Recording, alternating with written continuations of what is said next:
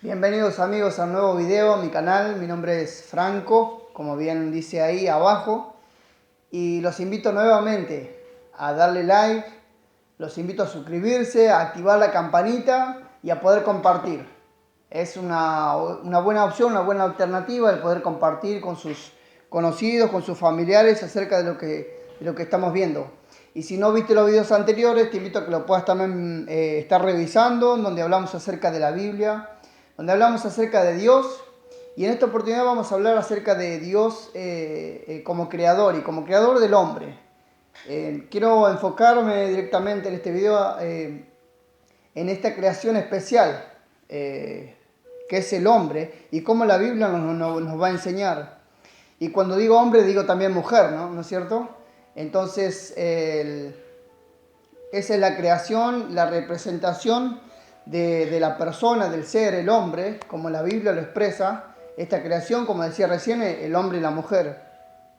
Qué interesante, qué importante es para la actualidad el revalorizar lo que es el hombre, el volver a ver lo que la Biblia dice acerca del hombre, cómo Dios formó, cómo Dios lo creó y la necesidad que tenemos nuevamente de acercarnos a nuestro Creador. Siempre fue el propósito de Dios para el hombre el relacionarse con Él. Pero bueno, la Biblia nos va a enseñar, entre tantas cosas, acerca de la posición en la creación del hombre. Luego, después de la caída, ¿no? Cuando el pecado entra en el mundo, en el hombre. Pero eso lo vamos a ver más adelante. Para adentrarnos en el tema de este video, quiero invitarte a poder verlo en 3 puntos, rápidamente. Y a tener algunas consideraciones importantes. En primer lugar, recordar que la escritura en el Antiguo Testamento fue escrito en el hebreo, en el Nuevo Testamento en el griego, y hay palabras que son muy profundas, que tienen mucho significado, porque Dios lo quiso así, y estas palabras es interesante y nos van a ayudar a entender acerca de Dios y de lo que Él dice en su palabra. Por eso voy a mencionar algunas palabras en el idioma original que han sido traducidas a nuestro idioma y que ha tenido y que quizás su sentido ha ido cambiando porque en realidad se ha encontrado el sentido de acuerdo al contexto de lo que dice la Biblia en ese momento. Por eso es interesante que entendamos esto. Otra cosa interesante es entender de que hay acerca de esta enseñanza del hombre que es la antropología. Hay muchísimos argumentos, hay muchísimos estudios escritos, así que te animo a que también puedas estar investigando, que también puedas estar buscando, indagando, sobre todo en la Biblia, que es lo que dice acerca del hombre. Un detalle más es que solamente voy a, de una manera quizás superficial o de una manera no tan profunda, poder ir viendo algunos temas del hombre y características y cosas que vamos a ir viendo. No lo voy a hacer de una manera compleja, primero porque no tengo la capacidad suficiente, pero sí compartirte lo que la Biblia dice y dar algunos argumentos importantes e interesantes, algunas pautas que nos van a ayudar a entender un poco acerca de esta creación de parte de Dios. Y nos adentramos en el capítulo 1, en los primeros versículos, y vemos a este Dios creando, a este Dios inteligente, complejo, que empieza a formar la tierra, que empieza a darle un sentido, que se mete en el tiempo del hombre. Este Dios eterno empieza a trabajar y empieza allí por los versículos 3 en adelante. Y dijo Dios sea la luz, y fue la luz, y vemos cómo Dios empieza a distinguir la luz de las tinieblas, y vemos cómo Dios empieza a crear las aguas, los cielos, cómo los separa y hace una distinción también entre ellos. En el versículo 9, donde Dios dice, júntense en las aguas que están debajo de los cielos en lugar y descúbrase lo seco, y fue así, donde se hizo una distinción también entre el cielo y la tierra, entre las aguas y la tierra. Y llegamos por allí al versículo 14, donde Dios dijo haya lumbreras en la expansión de los cielos para separar el día de la noche, y así fueron pasando los días hasta llegar al día sexto. Y allí en el versículo 21 nos encontramos con la primera mención acerca del hombre, con la primera mención acerca de lo que Dios iba a comenzar a hacer, de lo que Dios iba a comenzar a crear esta criatura diferente, especial. Algunos la llaman la corona de la creación, la cúspide de la creación. En el versículo 26 nos dice: entonces dijo Dios, hagamos al hombre a nuestra imagen, conforme a nuestra semejanza, y señoree en los peces del mar, y en las aves del cielo, y en las bestias, y en toda la tierra, y en todo animal que se arrastra sobre la tierra. Quiero invitarte a recorrer conmigo rápidamente 3 puntos. En primer lugar, el principio del hombre en la creación. En segundo lugar, la posición del hombre en la creación. Y en tercer lugar, el propósito del hombre en la creación. Y para entender esto acerca del principio del hombre en la creación, es entender quién lo creó, cómo lo creó y cómo está formado. Son cuestiones básicas, pero tan profundas que se han discutido durante años. Y como te decía al principio, hay argumentos para dar explicación acerca de la creación del hombre. Por ejemplo, encontramos allí argumentos como la evolución atea que trata de explicar acerca de la existencia del hombre o de la aparición del hombre de una forma accidental, o sea, es decir, llegó el hombre de una forma accidental a la tierra, fortuita, de una serie ciega e impersonal de acontecimientos químicos y biológicos. Es decir, que la evolución explica acerca del desarrollo de formas sencillas a las más complejas. Perdón. Esto fue cambiando, ¿no?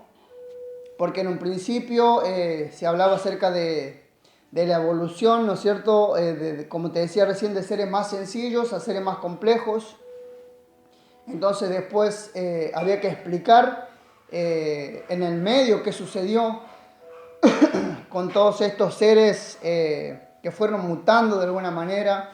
Y durante años esta teoría tuvo que ir reforzando lo que decía, porque realmente no podía encontrar argumentos o fundamentos que validaran lo que ellos dicen.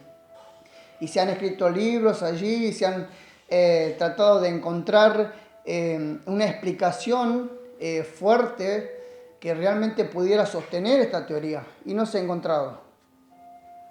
No se ha encontrado, realmente no se ha podido ni contradecir lo que la Biblia dice. Tenemos allí la evolución teísta, que enseña que hay un Dios, el creador de la materia, de lo que vemos, de lo que es, pero que eligió, este Dios creador, eligió la materia, eligió la evolución como medio por el cual llegó el hombre a existir. Entonces es este Dios que elige este sistema o este medio o esta forma, la evolución, para que el hombre llegue a ser. Cuando la Biblia dice totalmente lo contrario. Dios habla de un hombre literal en toda su forma, de los animales literales en toda su forma. Y creó lo que está en los cielos y lo que está en la tierra y lo que está en los mares, cada uno cumpliendo y de la forma que Dios lo había establecido. Luego allí tenemos el creacionismo progresivo. Y como muchas cosas hoy en día intentan reconciliar la ciencia, la tecnología, la filosofía, quizás reconciliar de alguna manera con la Biblia o con lo que Dios dice, sus teorías. Claro, porque la Biblia no pierde su defensa, la Biblia no pierde su valor año tras año. Entonces, en ese intento de reconciliarse con lo que la Biblia dice, la ciencia habla de este creacionismo progresivo y rechaza completamente la creación de Dios en 6 días literales. Y argumenta de que no fueron días, sino que fueron eras, y de que fueron tiempos y periodos largos en los que el hombre fue creado y en los que la creación fue desarrollada. Y se hablan de millones de años, teorías que pierden fundamento, que han perdido fundamento. Ahora lo que la Biblia dice, y como te decía recién, te animo a que puedas investigar un poco más y te vas a dar cuenta cómo estos argumentos, hoy después de tantos años, aún no tienen una explicación ni un argumento sólido con que apoyar lo que ellos dicen, con que defender lo que dicen. Lejos de esto, la palabra de Dios nos expresa acerca de una creación especial de Dios, hablando acerca del hombre. Un ser creado especialmente para Dios. Cuando termina Dios de crear, de realizar esta obra creativa, de esta obra diseñada por Él, dice que contempla la creación, mira, se acerca, y dice el versículo 31 del primer capítulo de Génesis, y vio Dios todo lo que había hecho, y he aquí era bueno en gran manera, y fue la tarde y la mañana del día sexto. Vemos allí a Dios terminando la creación y contemplando como aquel agricultor puede mirar allí su siembra, puede hacer aquel albañil o aquel obrero puede dar unos pasos hacia atrás y contemplar lo que hizo y observar los detalles. Esa es la manera en la que Dios actuó. Miró, contempló la creación con la majestad que lo caracteriza, con la perfección que lo caracteriza, y pudo decir que todo era bueno, incluso el hombre. Entonces, tenemos allí que entender rápidamente que el hombre fue creado de la nada. Dios no emplea, o sí emplea una materia existente, porque el versículo 7 del capítulo 2 nos menciona de dónde fue creado el hombre, pero no hubo algo que sucedió o que antecedió, mejor dicho, al hombre. Fue creado de la nada, fue instantáneo, al igual que toda la creación. Fue una creación real, objetiva, histórica, sobrenatural. Y encontramos en el resto de la Biblia versículos, textos que nos afirman esta verdad. El Señor Jesús mismo hablando dijo, ¿no habéis leído que el que los hizo al principio, varón y hembra, los creó? Habla de un ser creado en el principio, de un ser creado en el comienzo. Tenemos allí también textos acerca de Job, en el capítulo 38, también encontramos afirmaciones acerca de que el creador de este hombre fue Dios. No hay otra explicación más clara, no hay otra manera de entender que no sea este Dios complejo e inteligente, como dijimos al principio, sabio, que creó al hombre y le dio la capacidad de entender quién es su creador. Ahora bien, para seguir introduciéndonos en el tema y para seguir entendiendo cómo lo creó, cómo está formado el hombre, es decir, cómo entender la naturaleza del hombre. Entonces, para ello volvemos al versículo 26 que leímos recién del primer capítulo, y vemos allí dos palabras que nos van a dar detalle acerca de esta creación. Dice, y hagamos al hombre a nuestra imagen, conforme a nuestra semejanza. Entonces Dios imprime en el hombre, produce en el hombre una copia, una semejanza a Él. Esto es lo que nos da la capacidad de acercarnos a Él, de entenderlo. Esto es lo que Dios hizo en el hombre, es generar en Él un representante en la tierra.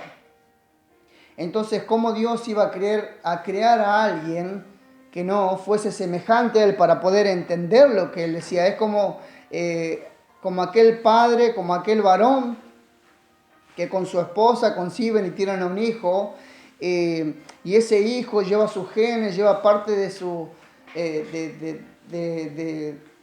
la esencia de su padre y es semejante a su padre.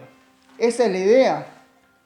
Es la idea como esa estatua, como esa imagen puesta allí en el medio de una plaza, cerca de un líder, de un representante, que a las personas esta estatua les recuerda quién es el que gobierna, quién es el que manda. Esa función es la del hombre. La diferencia de estas estatuas, la diferencia de este ser creado, representante de Dios, es que es un ser vivo, un ser portador de Dios, pero con vida. Esa es la semejanza y la imagen de Dios, una imagen que nos habla, o una semejanza que nos habla de un ser personal, de una unidad compleja de cuerpo y alma, de un hombre que tiene voluntad, que tiene la capacidad de elegir, de discernir, que tiene la capacidad de elegir entre lo bueno, entre lo malo, que tiene una mente racional, que es consciente de sí mismo, que puede pensar de forma crítica, de forma lógica. Pero hay algo más importante, como te lo he mencionado recién, que está equipado para relacionarse con Dios y con los demás. Esta es la imagen que Dios puso, esta impronta que Dios puso en el hombre. Dios creó un ser a su imagen para relacionarse con él. Fíjate que dice Mateo capítulo 22. Dice, cuando le preguntaban allí los fariseos al Señor Jesús acerca de cuál era el gran mandamiento. Y le dice, Maestro, ¿cuál es el gran mandamiento de la ley? Y Jesús le dijo, amarás al Señor tu Dios con todo tu corazón, con toda tu alma, con toda tu mente. El ser completamente íntegro puede relacionarse, tiene la capacidad de relacionarse con su Creador. Ahora, entonces vemos allí una parte de este hombre, el versículo 7 del capítulo 2, nos va a decir algo más acerca de la composición del hombre. Dice el versículo 7, entonces Jehová Dios formó al hombre, una vez más tenemos la afirmación de parte de la Biblia como el hombre creado por Dios completamente. Entonces Jehová Dios formó al hombre, y cuando la Biblia habla de Jehová Dios, habla de, la palabra que utiliza allí es Elohim, es una palabra compuesta que habla de una característica de Dios, de su poder, de su poder creador específicamente en este texto, y que formó al hombre. ¿De dónde lo formó? Del polvo de la tierra, y sopló en su nariz aliento de vida, y fue el hombre un ser viviente. Aquí tenemos las dos partes fundamentales del hombre. Una parte material, dice que entonces formó al hombre del polvo de la tierra y sopló en su nariz aliento de vida. Y una parte inmaterial, lo vamos a clasificar así. También hay muchas discusiones acerca de si el hombre es un ser con cuerpo, alma y espíritu, y hay una diferencia o hay una distinción entre los tres, o si es el cuerpo y el alma. Entendemos que la Biblia nos enseña esto, que es el cuerpo y el alma del hombre, y cuando la Biblia se refiere al espíritu está hablando en definitiva de lo mismo, aquello que alberga, que contiene todos estos sentimientos que ahora vamos a ver. Esta parte material, que es el cuerpo, creado, fíjense que dice creado del polvo de la tierra, y está comprobado científicamente, y dicen los científicos que por lo menos el hombre tiene por lo menos 12 o entre 12 y 14 elementos de la tierra, y eso representa el 6% de su totalidad. El otro 94% está compuesto por agua y por gases. Entonces allí tenemos los elementos de la tierra, lo que Dios utilizó. De su propia creación pudo crear al hombre, y como decíamos recién, la parte del cuerpo, la parte material con la que el hombre se relaciona, con la que el hombre se relaciona con el mundo exterior, con sus semejantes, con sus familiares, con sus amigos. Ahora la Biblia, cuando habla acerca del cuerpo, va a utilizar en el Antiguo Testamento dos palabras. Una palabra es Kevillá, para referirse al cuerpo vivo, y encontramos allí, lo menciono rápido, dice Génesis 47, 18, el final del texto dice, nada ha quedado delante de nuestro Señor, sino nuestros cuerpos, hablando acerca, como te decía recién, de esta parte material, como la Biblia habla específicamente del cuerpo. La otra palabra utilizada es basar, que también se refiere a la carne. Encontramos allí en Génesis 17, encontramos en Job 19, 26. En las palabras de Job encontramos, y después de deshecha esta mi piel, en mi carne veré a Dios. Hablando también acerca del cuerpo material. En el Nuevo Testamento la palabra que se utiliza es soma. y habla acerca del cuerpo físico. Encontramos allí en Marcos capítulo 29, Romanos capítulo 8, versículo 11, Gálatas 6, 17. Recordamos, solo para tener en cuenta y para no perder de vista esto que es importante, este cuerpo del cual estábamos hablando, del cual estamos describiendo, está aislado del pecado en este momento. No sé si es la palabra correcta, aislado, está separado, no hay una conciencia, ni el pecado en el mundo, ni el pecado en su corazón, absolutamente nada, no hay presencia del pecado en este momento. Recordemos que es en medio de ese huerto que Dios había preparado, en medio de la santidad de Dios, donde Él tenía una relación estrecha, fluida y sin interrupciones. Allí, de esa descripción nos está dando el texto, ese cuerpo en el que Dios, como recién habíamos visto, dice, en su nariz sopló aliento de vida. Y esto nos habla acerca de la parte inmaterial. Y como te decía un principio, puede ser a veces llamado del alma, a veces llamado del espíritu. Es la parte que comprende o la parte que se entiende como la existencia del ser. Se puede definir o no. Realmente es muy difícil de explicar, muy difícil de entenderla. Pero algunas pautas nos describen acerca del alma, de este ser interior, del espíritu. Por ejemplo, nos habla la palabra de Dios y entendemos que hay un intelecto, es el aspecto del alma que nos dice algo de un asunto, si es bueno o malo.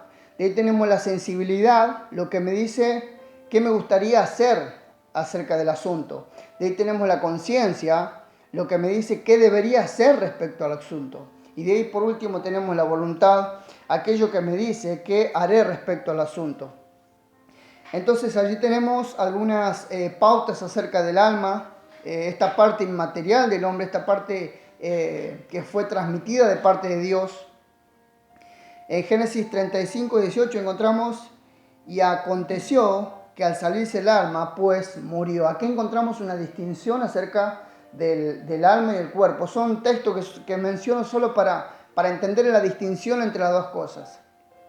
Es importante que entendamos esto porque la Biblia lo revela y lo muestra así.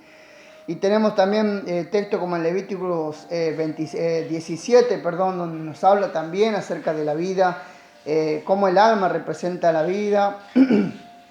En Lamentaciones 3:20 dice, tendré aún en mi memoria, porque mi alma está abatida dentro de mí. Tenemos textos así que nos enseñan y que nos revelan acerca de lo que hablamos recién, del intelecto, la sensibilidad, la conciencia.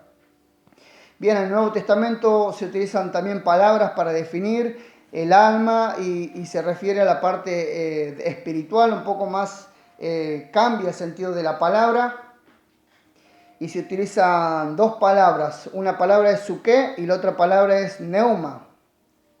Bien, que podemos encontrar también en Éxodo 41, por ejemplo, dice el final del texto, y se añadieron aquel día como 3.000 personas. La palabra ahí para personas es suke, la que te mencionaba recién. Y allí tenemos otros textos que también mencionan acerca de esta parte inmaterial del ser. Te invito a que también, si tenés alguna duda, si algo no se entendió, puedas dejarme tu comentario abajo, puedes hacer preguntas y por ahí extendernos un poquito más en algún tema que te interese. Entonces tenemos allí la parte inmaterial, la parte material del hombre, esta composición del hombre, cómo fue formado. Eso fue lo que fue el hombre en el principio en la creación. Pero avanzamos y el hombre tenía una proyección en la creación. Es decir, Dios lo había puesto ahí proyectando algo. Y vemos allí, en primer lugar, el hombre y la identidad. Es decir, esto nos lleva a hablar acerca de la sexualidad, acerca del género, hombre y mujer. Cuando Dios creó, dice el texto,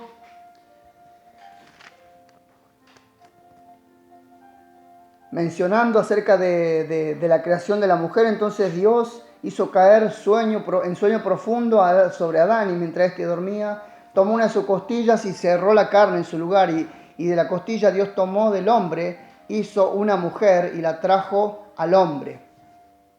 Y tenemos allí a Adán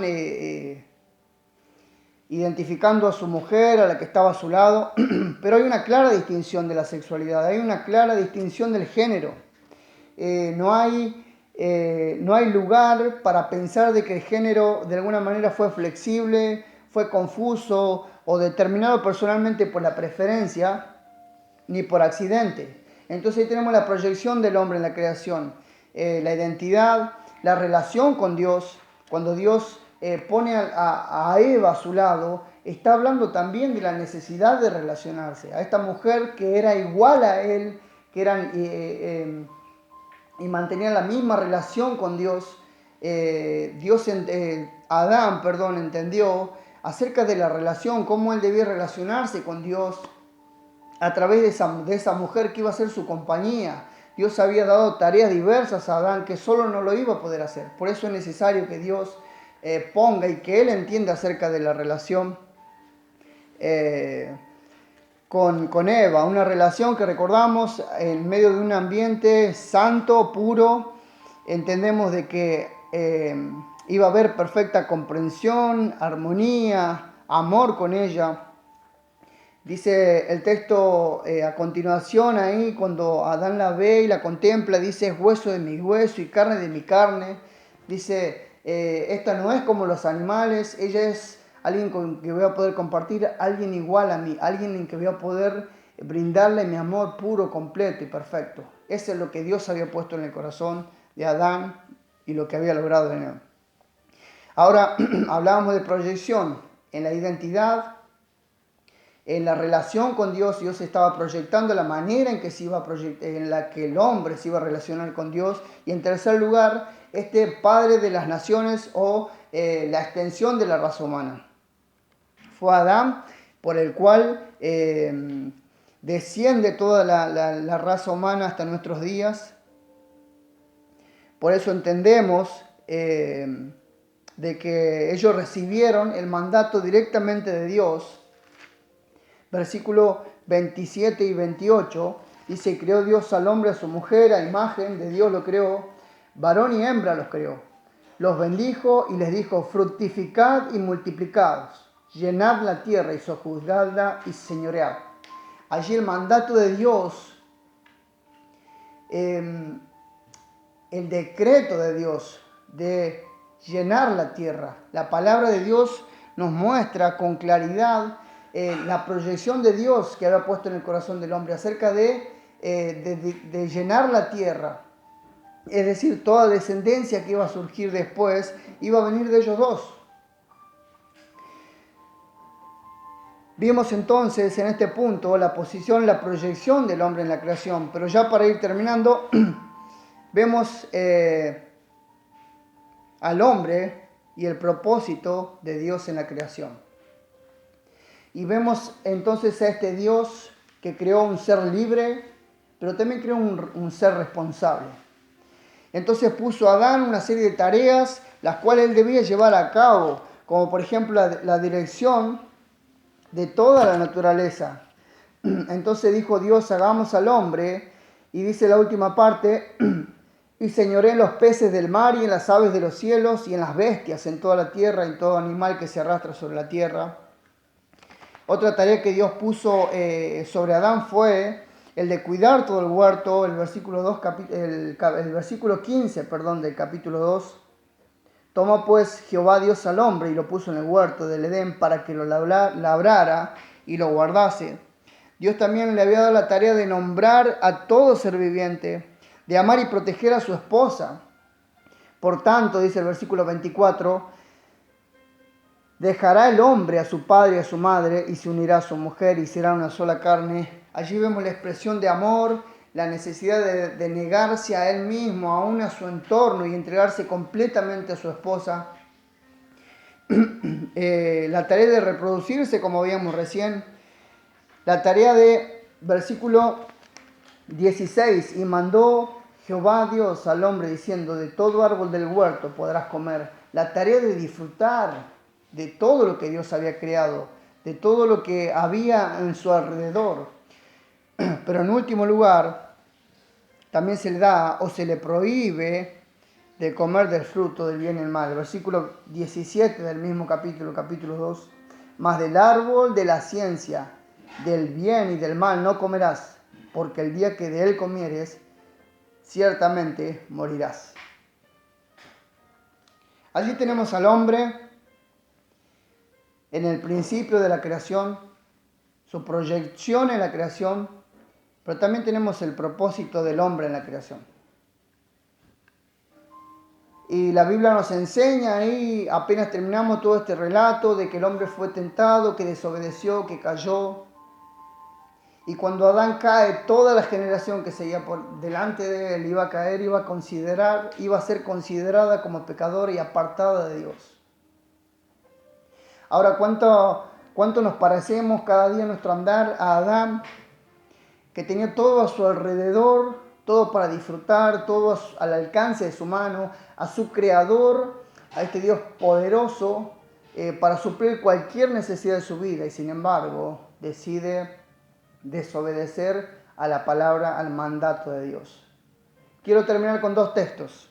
En primer lugar, para nosotros, hijos de Dios, renacidos por medio de la sangre de Cristo, hay un mandato claro acerca de nuestro ser, de nuestra integridad.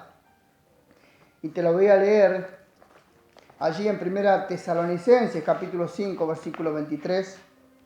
Y el mismo Dios de paz os santifique por completo, y todo vuestro ser, espíritu, alma y cuerpo sean guardados irreprensibles para la venida de nuestro Señor Jesucristo.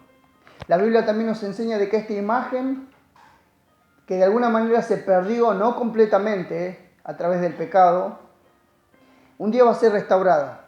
Y esa restauración es progresiva. Y sabes, un día vamos a estar delante de la presencia de nuestro Señor Jesucristo y lo veremos y estaremos con Él en gloria, con cuerpos nuevos y con vida nueva.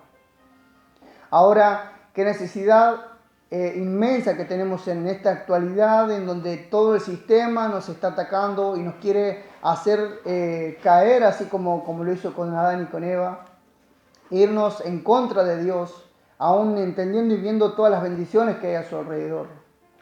Que el Dios de paz os santifique por completo. Ojalá este sea el deseo, la fuerza de tu corazón cada día. Pero también dice Miqueas capítulo 6, versículo 8, oh hombre, Él te ha declarado lo que es bueno y qué pide Jehová de ti, solamente hacer justicia y amar misericordia y humillarte ante tu Dios. Pareciera que el Dios creador, este Dios eterno, se humilla y te dice, ¿qué pide Jehová de ti? Como si tuviera algo que pedir al hombre, como si tuviera algo, necesidad de conseguir algo. Pero es que Dios ama con un amor eterno, con un amor incondicional, no como el nuestro, es su amor único. Pero ahí encontramos la necesidad de acercarte nuevamente, de humillarte a este Dios.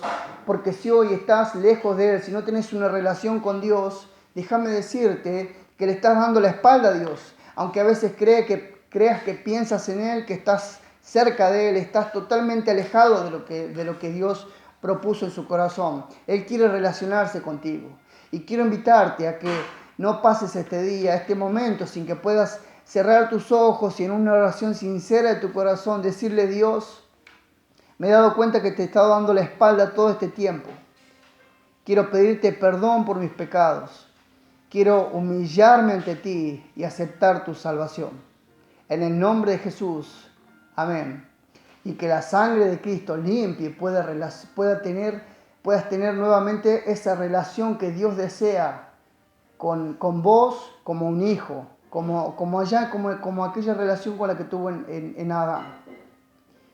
Y sabes, puedas entender y conocer a este Dios que se ha revelado y que tiene todo al alcance de su mano para dártelo a vos también. Que el Señor te bendiga y nos vemos en un próximo video.